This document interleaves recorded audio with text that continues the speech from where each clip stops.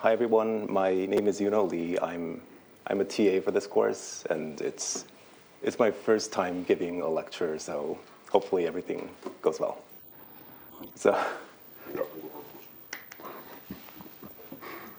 we're going to be talking about the second edition of advanced meta-learning topics. I think on Monday, Chelsea talked about memorization and task construction in meta-learning, and today we're going to talk about large-scale meta-optimization.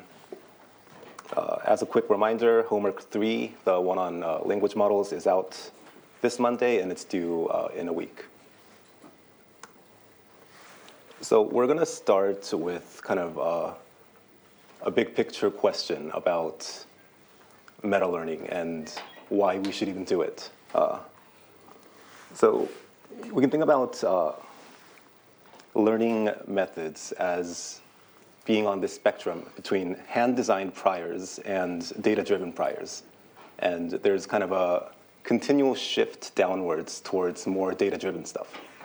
So for example, a long time ago, people used to do directly modeling image formation. And as a slightly more data-driven way, they constructed hand-coded features and extracted those out of actual data points. And then people started doing end-to-end learning of the features themselves. And by, for example, fine-tuning from pre-trained image features, the pre-trained networks contain a very good prior about what natural images are like.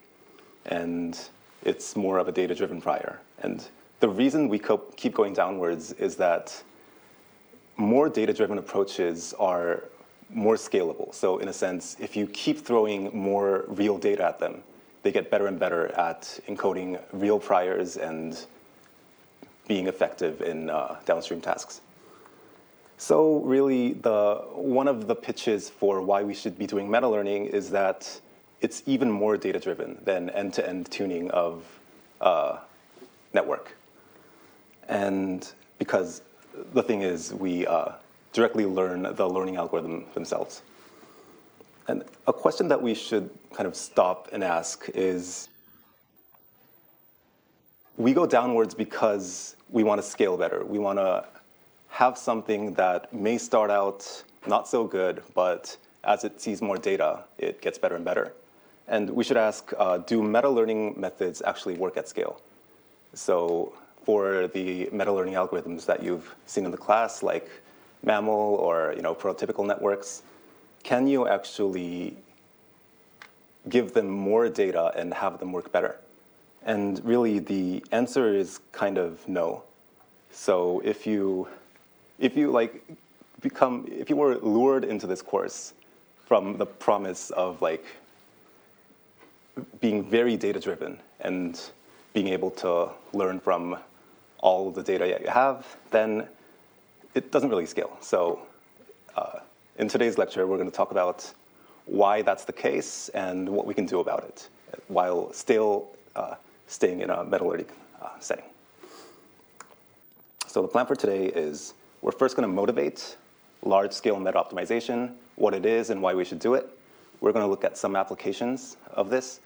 And then we're going to look at two approaches in particular that can handle large-scale settings. And by the end of the lecture, we won't have time to go into deep detail into most of this stuff, but at least the goal is to know scenarios where large-scale stuff makes existing meta-learning approaches fail, and broadly understand some techniques for handling those types of scenarios. Yeah, so I think we can roughly summarize a lot of the meta-learning approaches as doing direct backpropagation. So this is the black box model that you learned in homework 1, I believe. And it's just a network that can take all of your support data and your query data and outputs predictions. And in the same way, MAML also mammal in all the optimization-based approaches. Here too, it's one big computation graph that takes in your source and query data, and then in the end, you backpropagate, and PyTorch kind of automatically does the meta learning for you. And the same story is with non-parametric methods. So the commonality here is that all these methods are first constructing a task learning computation graph and then backpropagating through the whole thing. And this is kind of a general recipe that you can apply to any sort of learning computation graph that you come up with. And it's simple in the sense that AutoGrad does all the work for you. So it's good that it's done automatically, but the core issue with this is that your memory cost scales with the size of your computation graph. And there are learning settings where you would like to have a bigger computation graph, which is what we're going to talk about today. So to give you a rough sense of how big computation graphs are in general, this is from a meta-learning paper. The details don't really matter. The standardly used 4-layer CNN has about 10 to the 5 parameters. Some works use bigger networks like wide ResNets. Those have a bit more. And ResNet 12 has about 10 million parameters, which might seem like a lot, but the computation graph only involves at most one feed forward, one back prop, and then another feed forward, which you don't have to multiply this by a lot to get the whole computation graph. And this is a very toy example from the official PyTorch tutorial. This is for learning, I think, CFAR. And the network size is a bit less than 10 to the 7. And we trained this for 5 epochs. 5 epochs with CFAR is about 4,000 steps. So if you try to calculate the size of that entire computation graph, it's very big. I think it's about 100 gigabytes. I may be wrong, but yeah, it's definitely bigger than whatever GPU you have. So in these sorts of scenarios, if we want to consider learning algorithms at this scale, what can we do? Because we can't directly apply direct backpropagation. So again, the 3 big meta-learning approaches that we've covered in the course so far, they can all be summarized with this. A big, not so big, flearn, which is the inner loop computation graph with some sort of metaparameters, theta. And we construct this and backpropagate through the whole thing. So a question for you is, when might this flearn be kind of too big to apply direct backpropagation?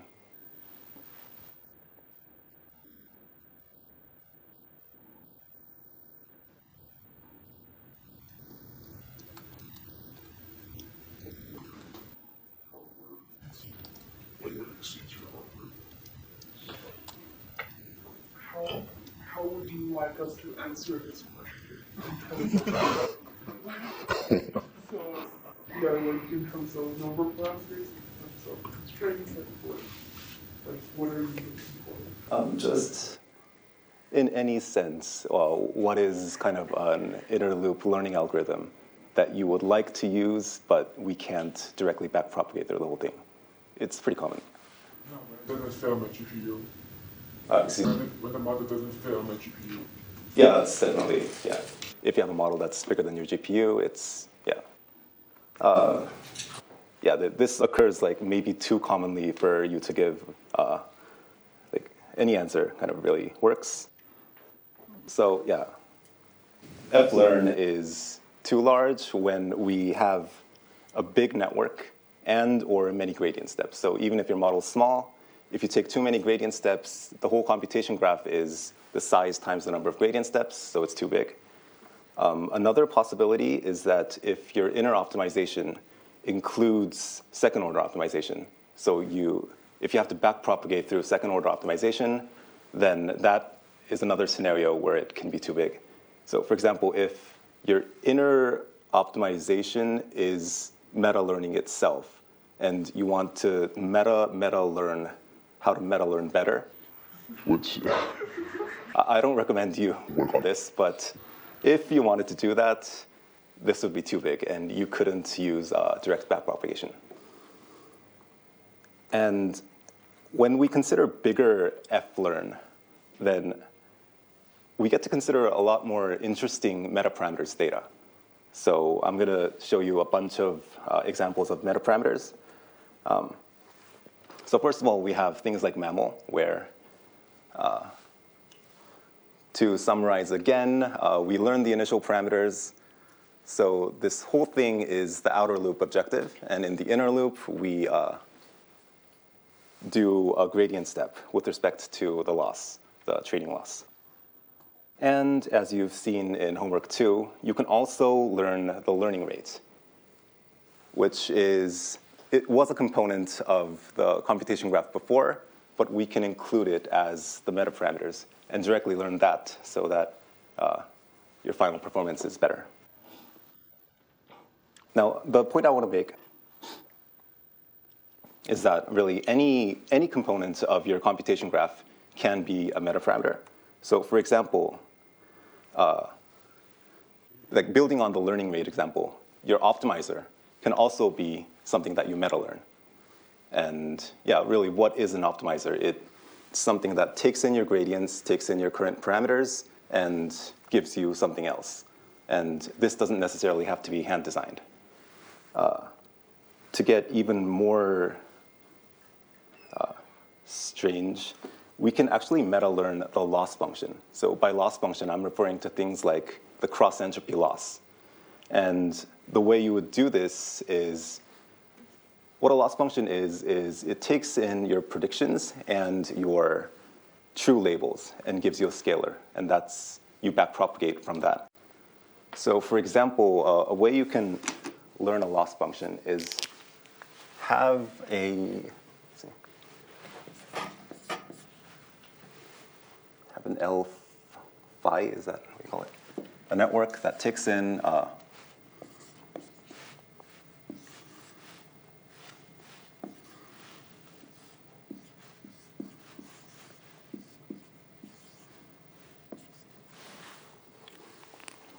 yeah, you just, it has 2 inputs. It has, you input your predictions and the ground truth labels. And it predicts something. And then you treat this as you would a regular loss function. And you backpropagate through it and do everything else. And that's possible. You can also directly learn the data set. So the thing that you feed forward through your network doesn't have to be your original data. The way this can work is you can, so for the case of images,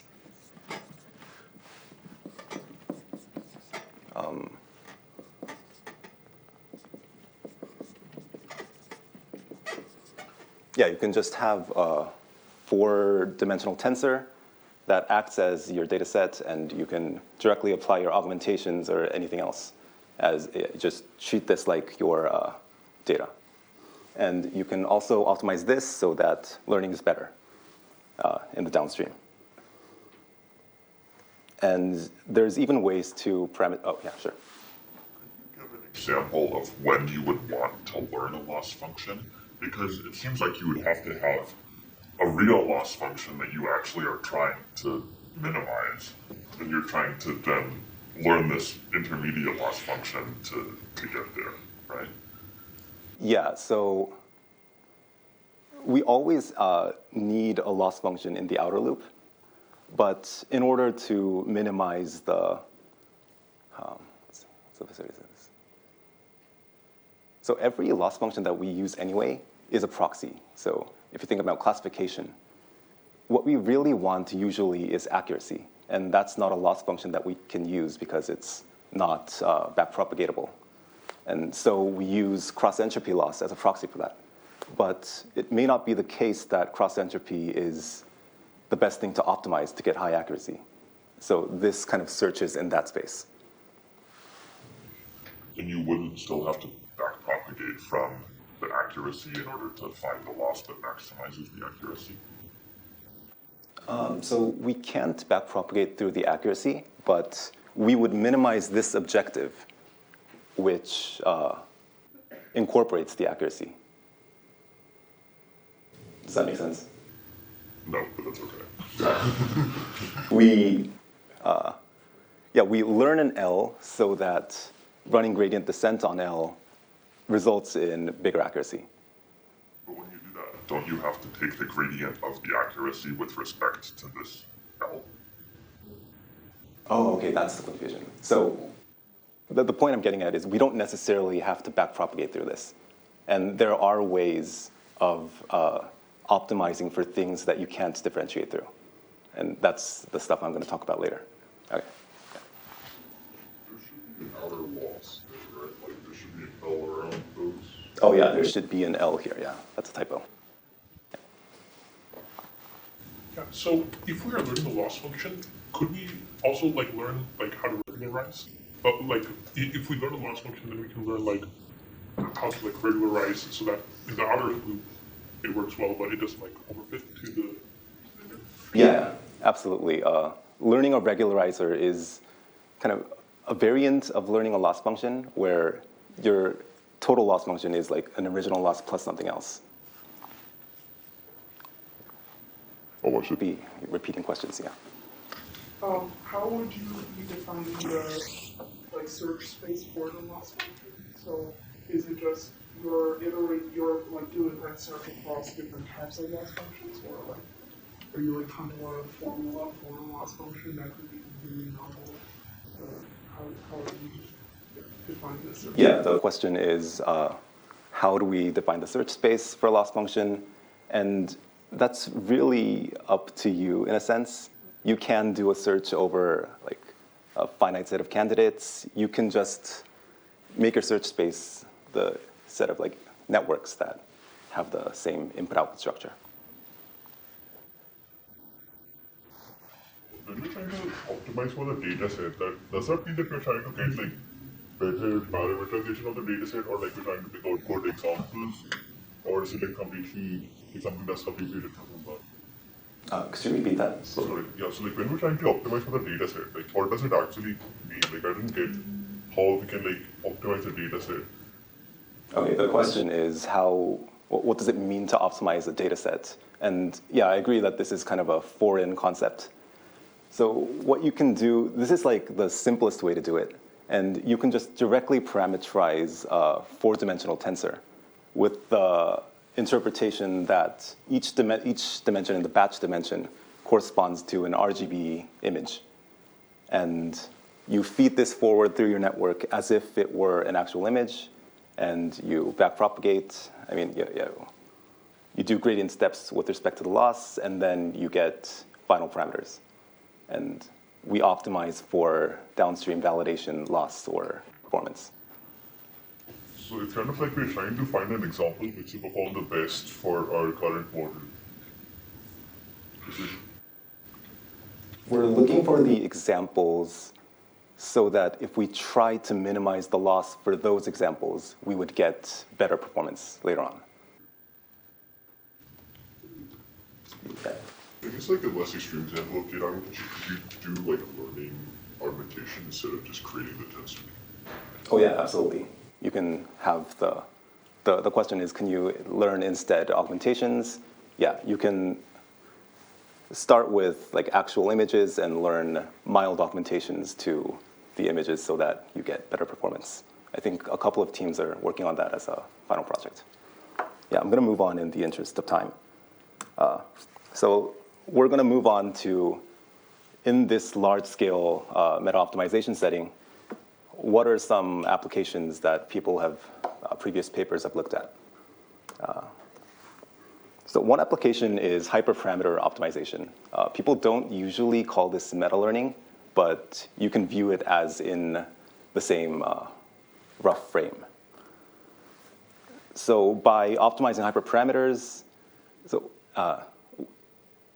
first of all, when we're optimizing hyperparameters, the inner loop is basically a big learning SGD chain. And of course, we can't directly backpropagate through that. And by optimizing hyperparameters, existing works have shown benefits over random search, better LSTM hyperparameters, and in the same framework, you can also optimize the hyperparameters of a data augmentation network, which starts to look a lot more like parameters than hyperparameters. And things that you can optimize in this way are things like dropout fraction, learning rate, things like that. The weight that you give to regularization terms. So hyperparameter optimization is one application. Another is dataset distillation, which is closer to optimizing datasets, as we talked about before. And here, the method in this specific paper, it matches the gradients with respect to your synthetic data to the gradients with respect to real data. So we're making synthetic data points so that it results in similar gradients as the real data set. And in this way, you can actually compress existing data sets, like 10-way classification problems with a lot more images per class, into single images per class and get pretty good performance. It's definitely not as good as the original data sets, but you can get like 99% accuracy on MNIST after training on those 10 images and so on. Yeah, everything makes sense, right? Yeah, you can also learn optimizers. This kind of builds on learning the learning rate and parameterizing the optimizer as a neural network. So one very simple way to parameterize an optimizer is as a network that takes in, for each parameter, the current gradient and the momentum, which is like a moving average of your previous gradients, and outputting an update. This paper uses a more complex architecture, which takes in gradient, momentum, the second moment, and also takes in the current training and validation loss in tensor shape and gradient norm. So by looking at this in a meta-learning setup, your optimizer can take in a lot more information than traditional optimizers do, which usually just use like the current first and second order moments of the gradients. And their learned optimizer works at the scale of big ResNets for many training steps. So here they're optimizing a ResNet for 10,000 training steps, which is obviously too big to apply direct backpropagation through. And they even use it to train itself. So what this means is on a set of tasks, they train an optimizer so that it gets quick at learning these tasks. And then they totally reinitialize and then use that optimizer to optimize the outer loop loss, which is pretty meta. Yeah, another thing you can do is neural architecture search. Here we'll see a way to parameterize a neural network. This is one way to do it. Other works use other ways. Here what they do is they have an RNN that outputs the parameters of your neural network. I mean, yeah, the parameters of its size. So it outputs things like number of filters, filter height, width, stride for a CNN. And when they apply this to an RNN, it produces this very big thing which no person would kind of come up with from first principles, but this seems to work better than things like LSTMs or GRUs. And this was in 2017, so this is a long time ago, but at the time they achieved state-of-the-art results in terms of error rates on, I think this is ImageNet, I'm not sure. So yeah, through these applications, we we don't really have time to go into depth on any of those, but hopefully you're kind of convinced that large-scale meta-optimization is possible. And now we're going to look at some approaches to doing that. And I'm going to talk about two approaches. Some of the works I've talked about before use one of these two, and some use other approaches, which I'll briefly touch on. But yeah, that's what we're going to talk about. Are there any questions? Yeah. I had a question about the learning to learn the optimizer paper. So is it that like the optimizer is being learned simultaneously as the main training is happening, or is it that we need some offline data to train this optimizer first and then use this optimizer? So Yeah, that's a good question. The question is the optimizer learned alongside training? And I think in this paper, the answer is yes. And you train a little bit, update the optimizer, and then train a bit more, and so on. So the question is that like every time you're like, so it's like a very monotonic process, right? Like every time you see a new set of weights, so every time the optimizer is trying to predict, so every time you see a new kind of gradients, a new type of loss landscape, and it's trying to predict the like gradient update in a new position every time. So how is it able to like do predictions on unseen things every time, like for the optimizer? Because yeah, the training is like along some pathway, right? It doesn't like have experience of navigating through the new loss landscape. Right. Yeah, the question is, how does it basically generalize to places in the loss landscape where it hasn't seen? And the answer is, so first of all, let's say our network learned the identity function of the gradient. So it just passes forward the gradient. That works well by itself, and it generalizes. So there is a pretty simple solution for the meta-optimization that generalizes. And because we're explicitly optimizing for the outer loop loss, for after you take gradient steps, do you generalize? That's what kind of the secret sauce that makes it learn generalizable updates, if that makes sense. Yeah, but like the things that are like really have to like control, right? Like, let's say for training a resonant, you need like a cosine decay, right? So how does it figure out it has to do the cosine decay kind of stuff without actually someone tuning it, right? Based on like prior experience of training that model, because the way I think people do hyperparameter tuning is like to run their like entire training and see what happened and then fix it, right? So that is like part of the confusion, because without seeing what happens, everything is unseen for the optimizer. Oh, my previous answer may have been confusing. So it does reset. So after you train on a couple of runs, we go back, we completely reset the inner loop parameters, and then learn again from there. So yeah, whatever time step it arrives at, it's probably seen that before. Okay.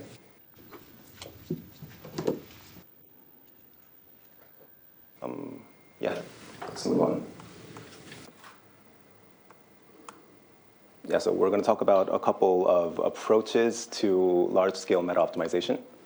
And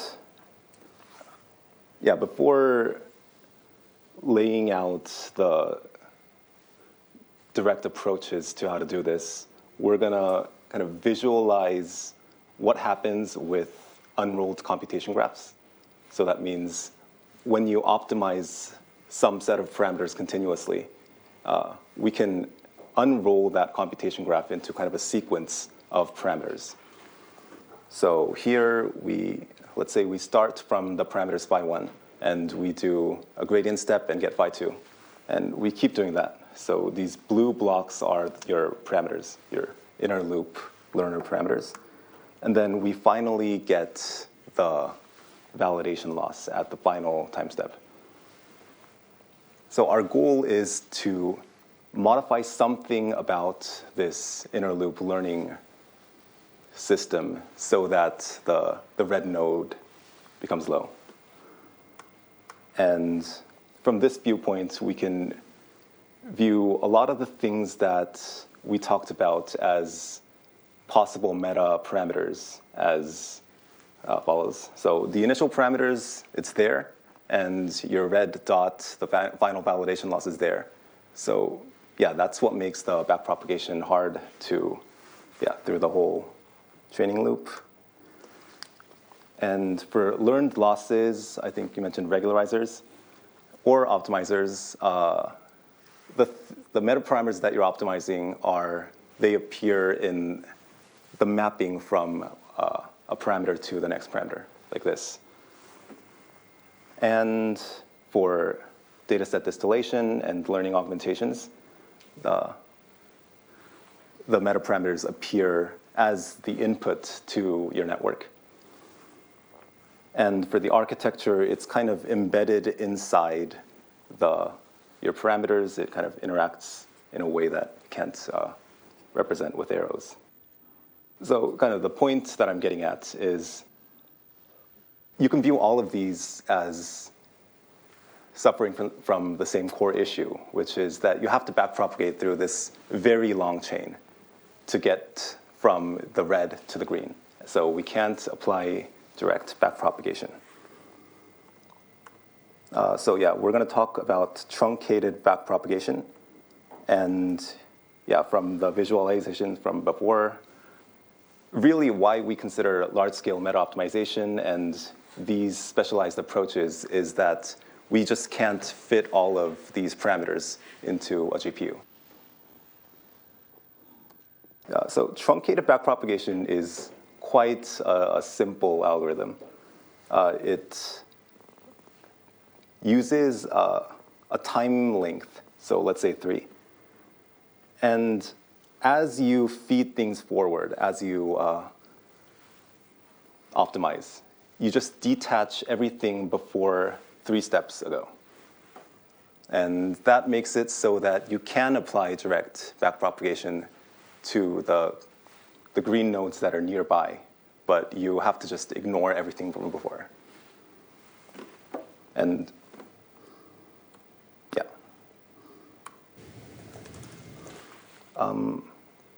So when we're considering time lengths like this, what could happen if we use too short of a T? Like, what would be the trade-offs?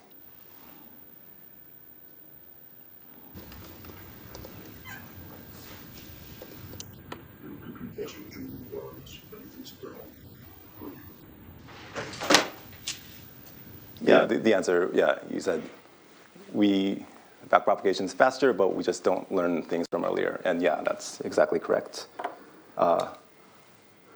We basically can't learn any long-term dependencies. If we have a time step of 3, then we only optimize things that are like beneficial in the short term while ignoring everything, every way in which the green nodes can help the red node down the future.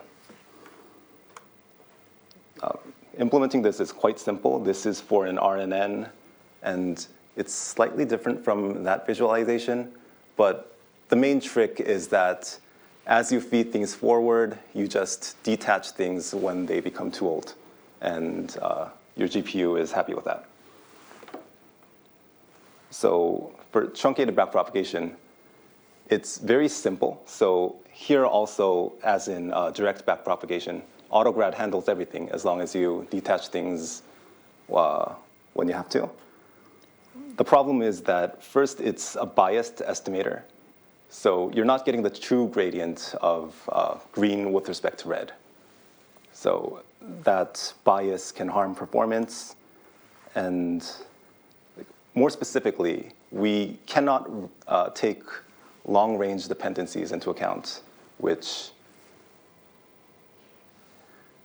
when we're meta-learning with big computation graphs, really what we want is to learn something that kind of keeps on being useful as you keep taking steps, and this is kind of undesirable. One point that can be good and can be bad is that by using different T, you can have a trade-off between correctness and memory cost. So in the limit of the maximal T, you get totally unbiased, totally not ignoring long-range dependencies, but you need a lot of memory. And with shorter t, you ignore all the long-range dependencies, but it's easier to compute. Yeah. So does a similar approach also apply to, say, the inner loop of mammals? Excuse me. So this is specifically for RNN, or would we use a similar approach for MAML? Oh, yeah. The question is this specific to RNNs? And no, I should have been more clear about that. This works in any inner sequential optimization loop. And the blue things can be parameters, where moving to the right would be a step of gradient descent. How does it work in, say, MAML? So, like, you keep computing gradients every 3 time steps, or do you just forget the earlier gradients? Yeah, you would detach everything from before. So let's say you take 100 gradient steps. At the 100th gradient step, before you backprop, you would detach from like the 97th gradient step back. So you would still use the parameter values, but the gradients just wouldn't flow past that.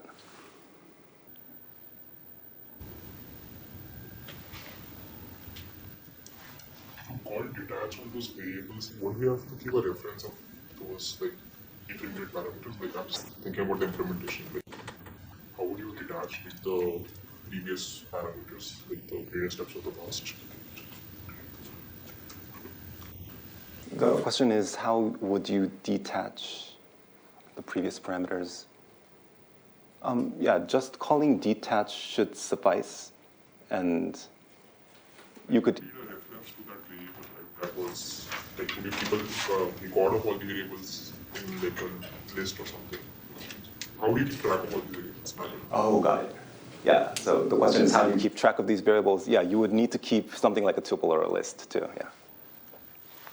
Could you explain again what you mean by long-range dependency, like in the inner loop setting? Okay, sure. The question is, what do I mean by long-range dependencies? So let's say this instead of 5 steps is like 100 steps. There's going to be a way that the input at the first step influences the output at the last step. But by truncating somewhere in between, the gradient doesn't flow from here all the way to the beginning. So we kind of ignore all those long-range dependencies in terms of time steps.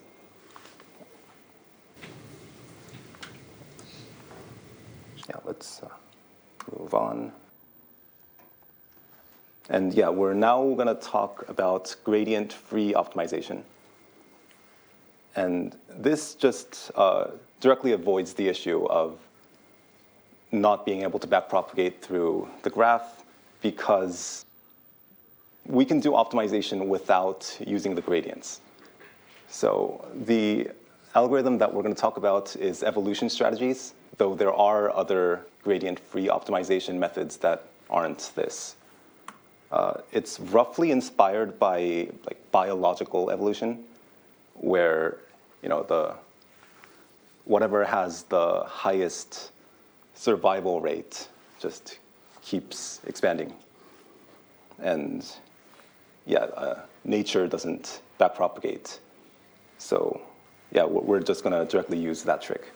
Is this like genetic algorithms? Yeah, the question is this like genetic algorithms? I think it's exactly the same thing. That might be false. But yeah, they're very related, to me, at the least. So how evolution strategies works is roughly like this, and we'll walk through this step by step. So first of all, we initialize the parameters. So in this visualization, imagine that your parameter space is 2-dimensional. And any parameter combination is a single point in this. And the loss surface is so that the lighter regions are better losses. So what we do is we initialize the distribution of parameters, mu and sigma. And then we just sample a bunch of parameters. like this. Yeah, so let's say that is the region that we want to arrive at, and our initial parameters are something like this. So we've sampled 7 points, and after sampling a bunch of particles, we evaluate and get the top n where small n is smaller than big N. So in this case, let's say we had 7 particles, and we want to pick the top 4. That would be something like this.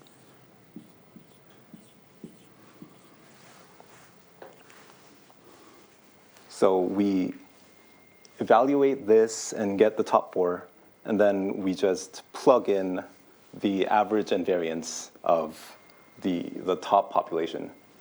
So now we would sample from this distribution in the next generation. And we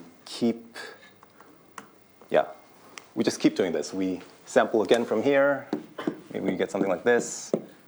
Take the top 4. And the population just keeps converging to this without ever having to backpropagate or need the gradients of this loss surface. Won't this get stuck in local minima pretty easily? Isn't this pretty exploitative as opposed to exploration? Yeah, the question is, won't this get stuck in local minima? It definitely can. I would say that's something that you can also say of stochastic gradient descent, though. So any kind of local search method can get stuck in local minima. For this, what people usually do is they add an exploration term. So you kind of increase your variance whenever you're too sure. So that can kind of mitigate that. But yeah, it definitely can be possible. So if this region was a lot better, it's definitely possible that you're just stuck here forever.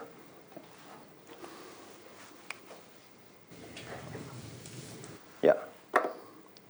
So we're going to walk through a very simple example of this where we optimize the learning rate instead of this 2D surface. So for optimizing the learning rate, how this would work is you initialize your average learning rate and noise probably to a reasonable value for a learning rate. So something like 0.001 is probably reasonable. And we just sample a bunch of learning rates from that distribution. And then the inner loop is where you get to do basically anything you want. And here we do, using each learning rate, we initialize a network and then run SGD. And then we evaluate all of those runs and then pick the top n with the best accuracy. And then with those top candidates, we take the average and variance of the learning rates, and then we keep repeating again. And as we do this, we converge towards better learning rates for whatever data set or architecture that you're considering. When you say run SGD, do you mean running for a small number of steps, or is it training? I'm talking, the question is SGD a small number of steps? It can be anything you want. I'm considering actual training, so very long, many epochs. And the reason we can do that is that we choose the best members without having to hold the entire computation graph in memory.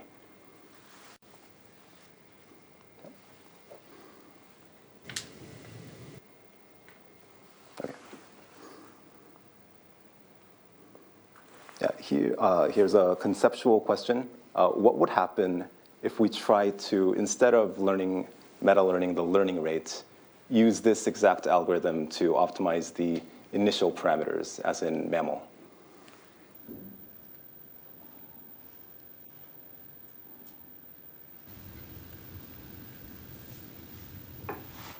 will be very inefficient because the number of parameters is very large. Right, yeah, the answer was that it'd be very inefficient because the number of parameters is large. Yeah. Yeah, I definitely agree with that. I would phrase that as because your parameter space is really high dimensional, we would basically never observe a good outer loop loss because just by applying high dimensional noise, we would never arrive at any sort of good parameters. So this would never learn.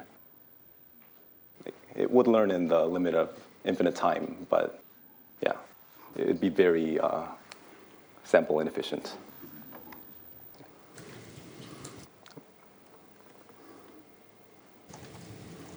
So the advantage of evolution strategies is that, oh, yeah, question?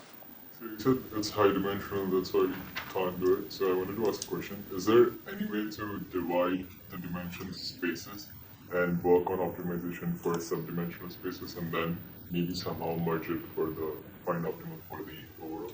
Is there any approach that has that? Or Yeah, the question is, can we, because we have a high dimensional space, can we divide the dimensions and optimize separately? and then somehow merge them together for to get the final outcome?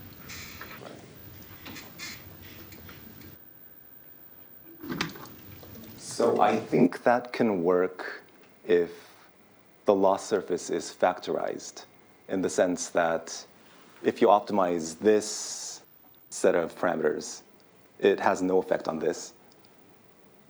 But Is there any way to account for interdependency as well in the merging stuff? Is there any, I was just asking, is there any research on this area? not that I know of. Yeah, you would have to be relying on some sort of independence conditions, though, yeah, I'm not sure how that would work or aware of the way it works. So do we usually use these evolution strategies to their inner loop or the outer loop? Oh, this is all happening in the outer loop at the moment. So in the example here, yeah, the inner loop was just SGD, and we were using evolution strategy in the outer loop. But of course, you could use evolution strategies in the inner loop. If we use it to the inner loops, then how can we backpropagate along to the outer loop in case because you don't have access to gradient essentially? So the question is, if we use evolution strategies in the inner loop, and we want to do direct backpropagation in the outer loop, yeah, to my knowledge, there's no way to backpropagate through evolution strategies. So you would have to use some outer loop optimization method that doesn't require gradients. So you could do inner loop evolution strategies and outer loop evolution strategies. That would work. For each iteration, what's the difference between computational cost between evolution and normal gradients? Could you repeat that? What are we comparing? What's the difference? So for each iteration of update in the parameter values, what's the difference between the computational cost of evolution and normal gradient descent? So the question is about comparing the computational graph of evolution strategies and direct backpropagation. Okay. So in terms of computation graph, yeah, length, evolution strategies just requires a copy of your parameters that can be updated. So it's like your network times 1. Whereas for direct backpropagation, it's your network times the number of steps, because you have to keep everything in memory so that you can backpropagate. So in that sense, this is constant, and direct backpropagation is linear. Have them stored somewhere. Let's say if you have stored your gradients in somewhere for each parameter, you are just iterating over the. You are just reading, right? You have stored it just once. So you're just essentially creating a copy of your architecture, and for each parameter, you're actually storing its gradients. So why do we need to store it every time we need to go back? We have, if let's say if I calculated gradient for the last layer, I stored it, then second, I just need to iterate over it, right? So it's just a reading cost, not the sort, not actually writing cost back to the matrix. So is the question that, So I was just asking about time and space complexity, what the difference between those. And for direct backpropagation? Yeah. comparing it with evolution. Yeah, I think you're talking about gradient checkpointing, which is, yeah, that would save memory cost at the expense of time cost. And if you start using that, then backpropagating through a long chain would be feasible, but the time cost would make it pretty quickly unfeasible because you would have to store parameters and then you'd have to basically go back and Repeat everything you've done. yeah. It has to be in sequence. You can't actually skip over it. So, yeah. Right. And here they could be done independently. Like all the parameters could be updated independently in the evolution strategies. Right. Here it can be completely in parallel and you don't have to store anything. Thanks. Yeah. In general, what would be a proper ratio between the number of candidate with sample and the dimension of the parameters you are optimizing using evolution strategy? So you're talking about large N and D, which is 2 here, right? Number of n, big N, and the dimension of alpha. Okay, yeah. The question is about the proper ratio between big N and alpha's dimension. I don't think there are very strong guidelines, but it definitely can't be the case that your loss surface is very high dimensional and very curved, and you use N that's much smaller than that. So if you have a 1,000,000 dimensional parameter space, you can't use N equals 10 to explore that space. Does that answer your question?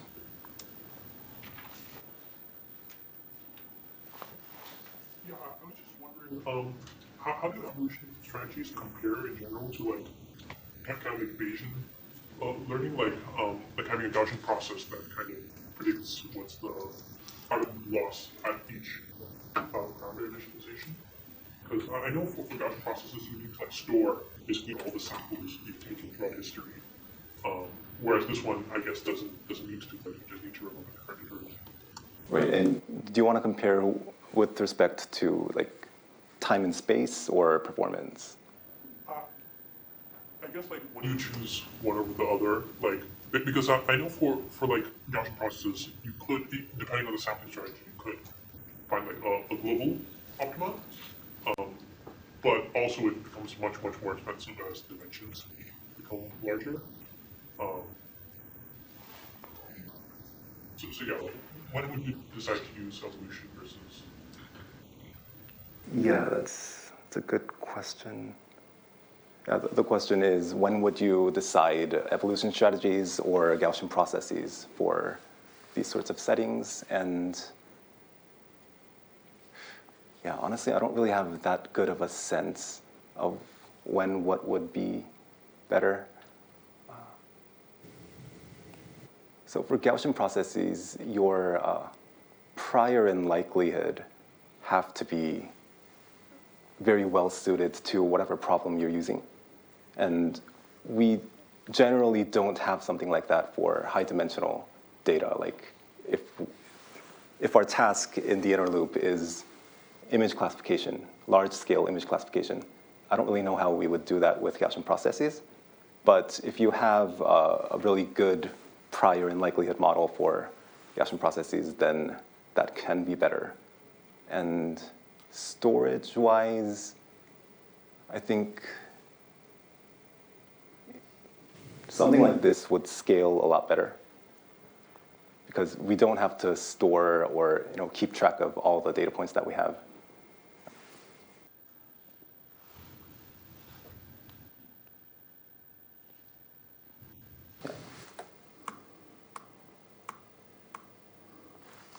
Yeah, so the main advantage of evolution strategies is that the memory cost is constant with respect to the number of gradient steps that you use. Basically, whatever you do in step 2, its size doesn't matter to what you need to approximately differentiate with respect to that.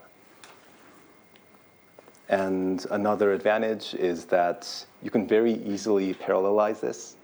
So as soon as you sample your different particles, you can run everything completely separately, and all you need is the final output. So if you have a lot of parallel computers, then this can be well suited. And you can even consider things in the second step that are non-differentiable, because we don't rely on gradients at the moment. So any sort of sampling or discrete operations in the inner loop is very compatible with evolution strategies. The main disadvantage of evolution strategies is that it struggles with when the parameters, the mu or theta, whatever you want to call it, is very high dimensional, or when its loss surface is very complex, as in the example of optimizing the initial parameters with evolution strategies.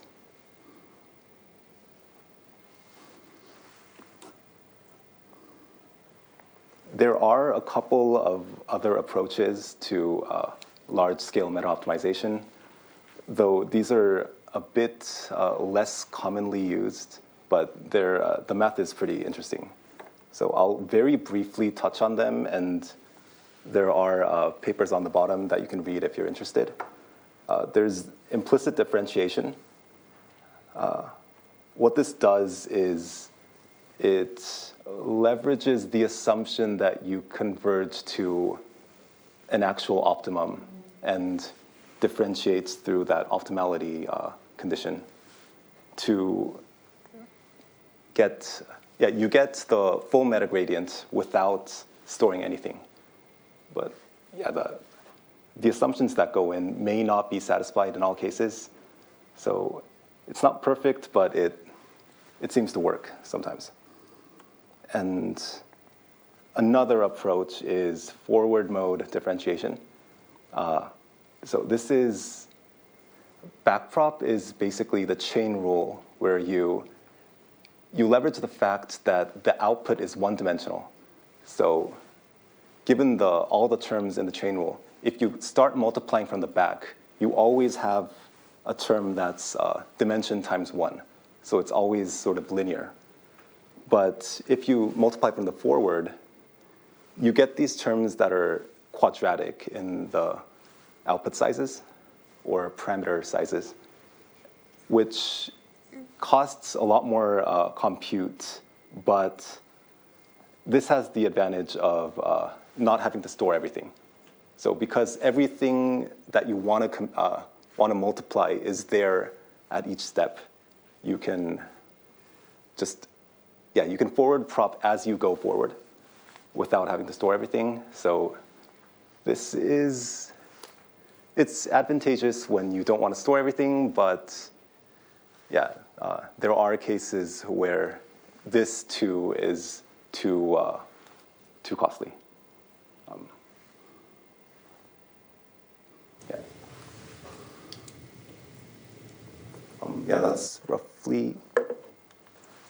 That's what we have today. So we've talked about large-scale meta-optimization.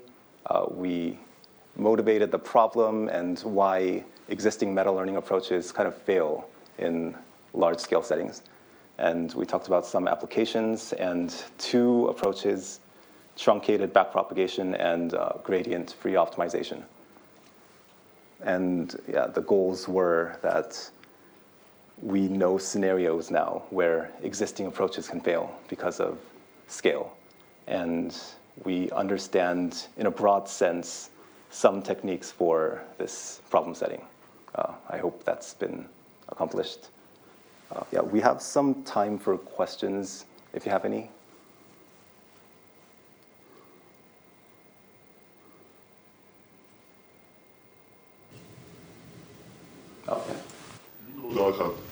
anyone try something like greedy algorithm, like we first optimize like for when we use only 3 inner steps, and then find the result, and then we fix what we have for the first 3 inner step, and then optimize for the following 3 inner steps, so that we when we optimize for the second 3 inner steps, we won't need to backpropagate through the first 3 inner step, because we already fixed what we get.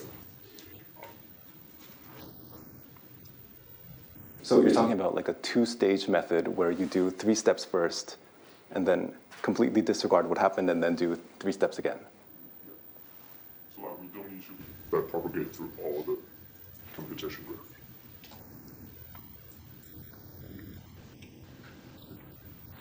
Yeah, I think what you're talking about can be viewed as truncated backpropagation, in a sense.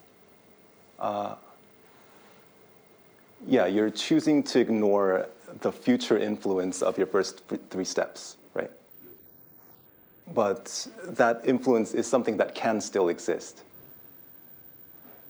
So in the ideal case, we would want to track this influence. But yeah, you're making the simplifying choice to ignore that. I think that's just exactly truncated backpropagation. Like truncated backpropagation, assume that like the result from the later steps also apply to the first few steps. But like if we start from the first and then optimize for the following steps next, we always like make sure that we won't get a degenerate solution, because we can always make the following step do nothing.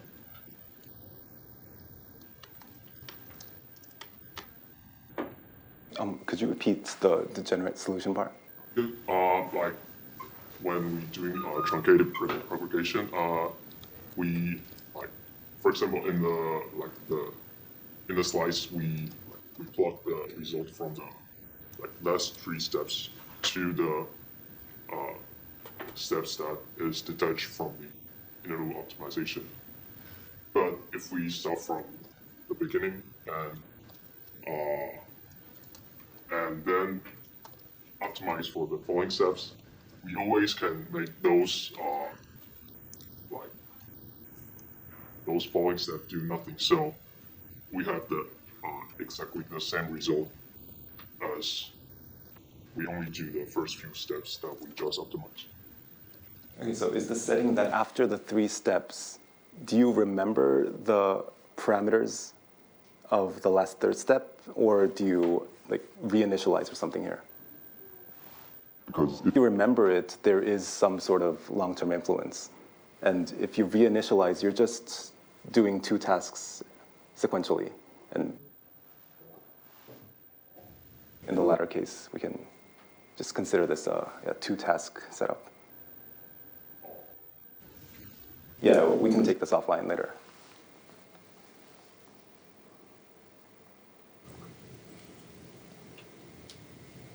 Yeah, if there are no...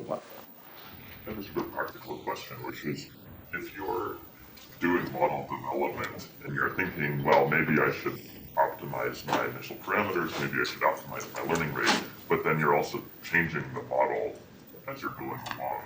Can you use these strategies, or is it better to just do the simple thing every time? And you know, under what circumstances do you optimize learning rates and stuff like that?